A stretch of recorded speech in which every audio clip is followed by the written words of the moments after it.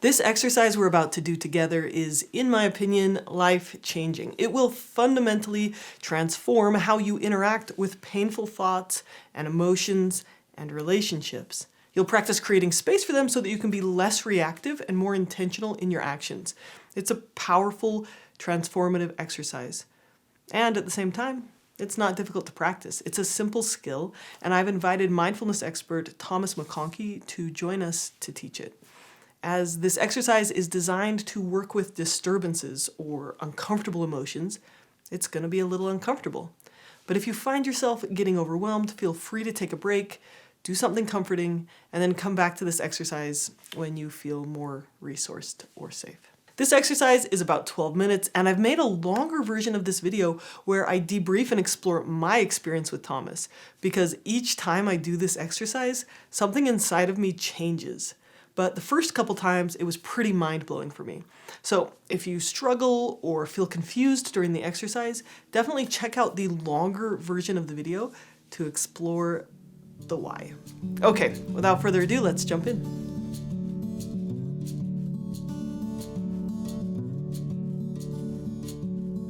One of the things I've noticed is that for a lot of people, they have a hard time feeling their feelings. Like, they don't know what it means to feel their feelings, and that could include their emotions. Like, they don't quite know what it means to feel what their emotions are saying.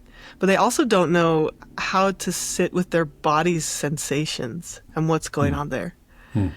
And I think a lot of people have a tendency to distract themselves or avoid having these feelings, whether they're emotional or physical, or they maybe suppress them. They try not to feel them. They're maybe afraid of them, or they intellectualize or distract themselves mentally so that they don't have to sit with them.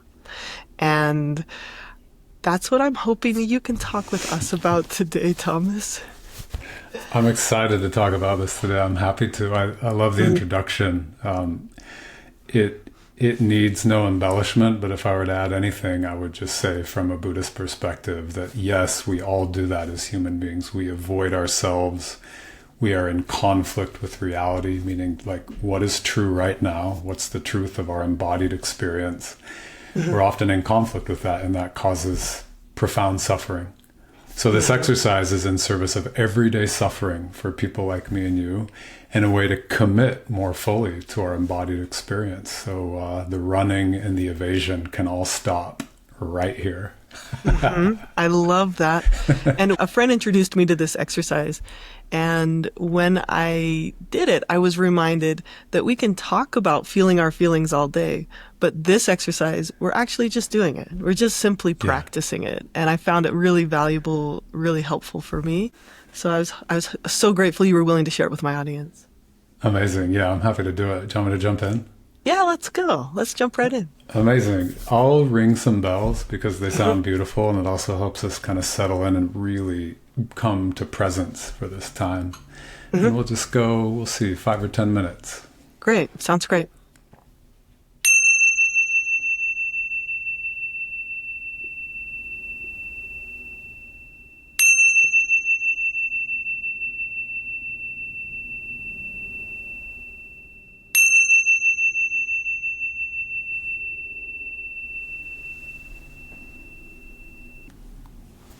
So take these first few moments to settle into a posture that will allow you to be relaxed, comfortable, but also very present and alert. It might feel natural to take a couple of big breaths. I really like to take an audible sigh, an audible out breath to just help me relax and let go. Yeah, whatever works for you.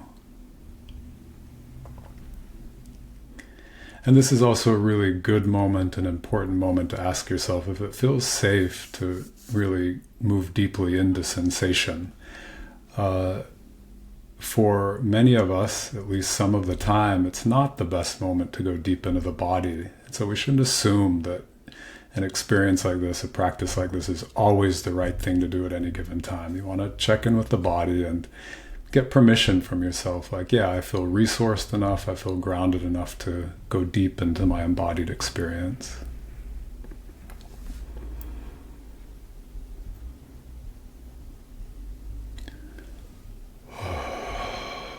And if you do feel resourced, and if you do feel a little bit adventurous, I'll invite you to really just join your awareness right now with physical sensation. Notice what's present.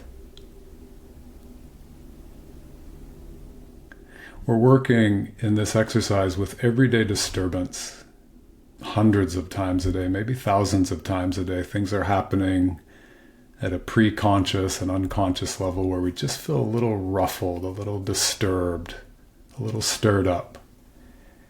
And those moments go undetected, and we don't realize that we choreograph our lives around avoiding our embodied experience. So when you come into the body right now, oh happy day, you might notice that there's already disturbance there, in which case you don't need to go looking for it, you don't need to produce it. But if you're feeling like quite tranquil and calm, I'm going to ask you to stir that up a little bit just for the purposes of this exercise, to call to your attention a moment today or a moment this week where you had a kind of troubling encounter. Could be with life itself, could just be inclement weather. But the deepest disturbance are often related to other human beings, relationship. So the basic possibilities is when you bring your attention to the body, you already feel disturbance here. But if you don't feel any disturbance, you can actually use this exercise to call up some disturbance. Maybe the image of a person that you're struggling with in relationship right now. Maybe an interaction that didn't go very well and it's kind of stuck in your system. It just doesn't feel very good. And this is normally the exact kind of experience, sensation that we avoid. We try to shove it down, we repress it, we distract ourselves. And we're doing something counterinstinctual here by like going right into it, going right into the heart of the sensation.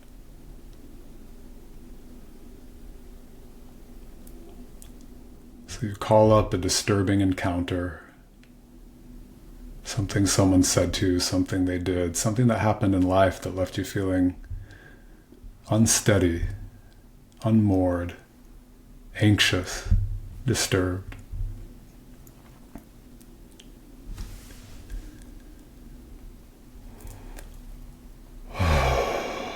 And as you continue to breathe, you can notice where this shows up in the body. Where is the disturbance? Where is the intense sensation that you would prefer not to be feeling, but nevertheless it's present in your system?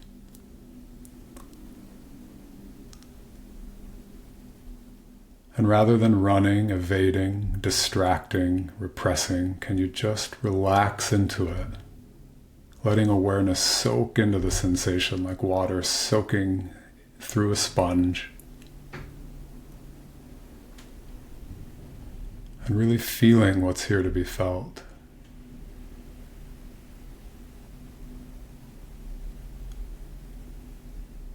A key to doing this is to let go of any interpretations. Because oftentimes with disturbance we get a story going. How dare that person? That should have never happened. Had that person been doing what they were supposed to be doing, I wouldn't be feeling like this. But in fact, we are feeling like this right now. So it's an opportunity to actually really commit to our embodied experience. Letting go of the story, even something as simple as an emotional interpretation. Letting go of even emotion and going right to the raw sensation. And if it helps, you can use a word or two to describe whatever physical sensation you're aware of in the body. For me, with my disturbance in this moment, I'm aware of a clenching, a contraction in the throat, a pressure.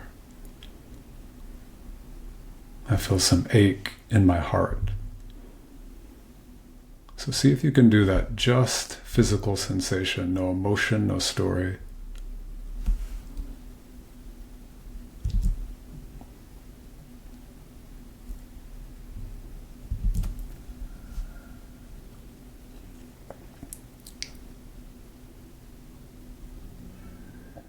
And it's important when we do this exercise to ask ourselves, is the signal I'm getting from my body indicating real danger? In this moment, there might actually be something unsafe. And you want to ask yourself that, is this signal from the body, this intensity, this disturbance, is it signaling that something about the environment is unsafe? And if it is, we want to take care of ourselves and change our circumstances as best we can.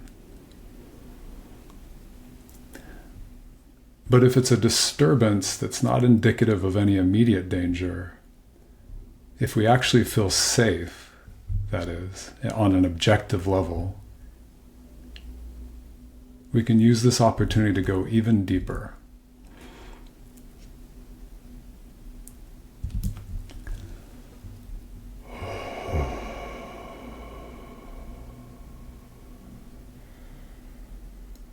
Really finding our awareness on the inside of this intense sensation, not trying to understand it, not trying to heal it, not trying to liberate it.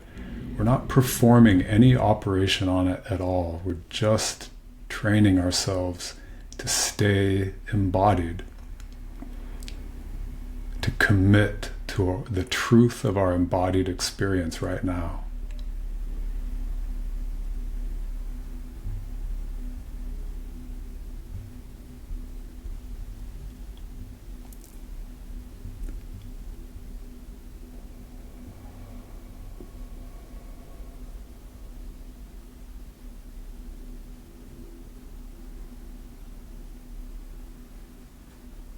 Stay with it.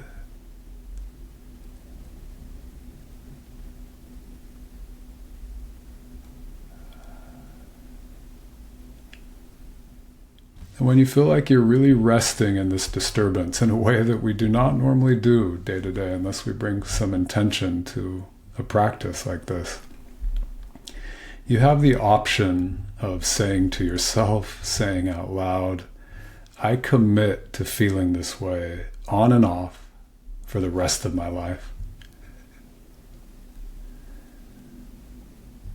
I commit to feeling this way on and off for the rest of my life.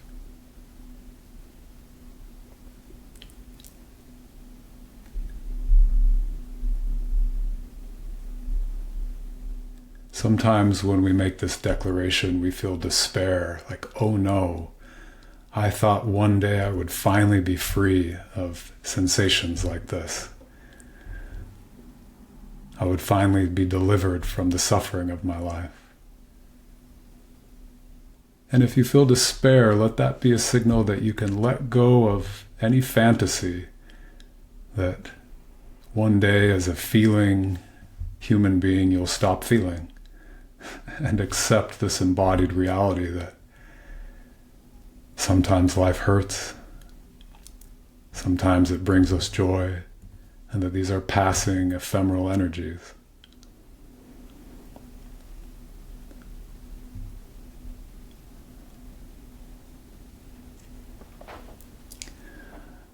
On the other hand, sometimes we make this declaration that I commit to feeling this way on and off the rest of our lives, and a light bulb goes on. We realize that a deeper part of us is completely resourced to feel these sensations, all sensations as they come and go, no matter what. We get an insight into the part of our identity that is bigger than all experience, all feelings. And we realize that no matter what life throws at us, we can remain radically embodied, committed to the truth of this experience. And so if that's your response to this practice, just notice that, the freedom that comes with committing to this experience. Either way, it's good. The despair is good, the freedom is good, whatever we feel, it's information for us.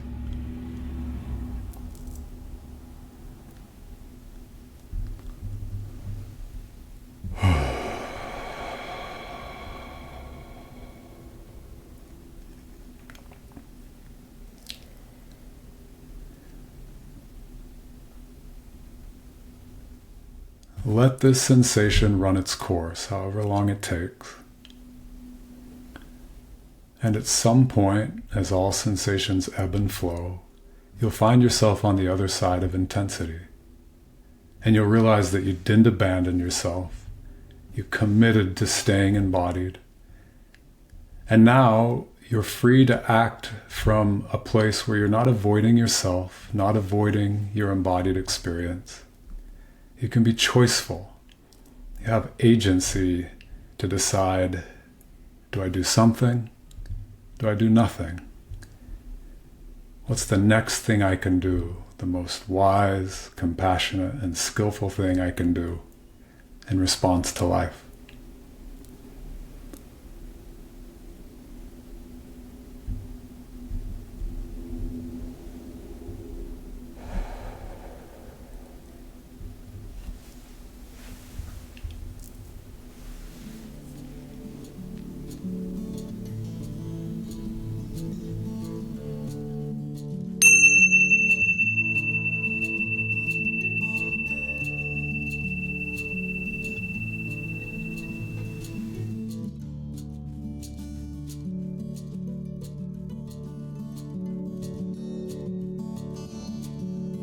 Hi there! If you found anything in this video helpful, I would really appreciate it if you could give it a thumbs up or share it with someone who could benefit from it today.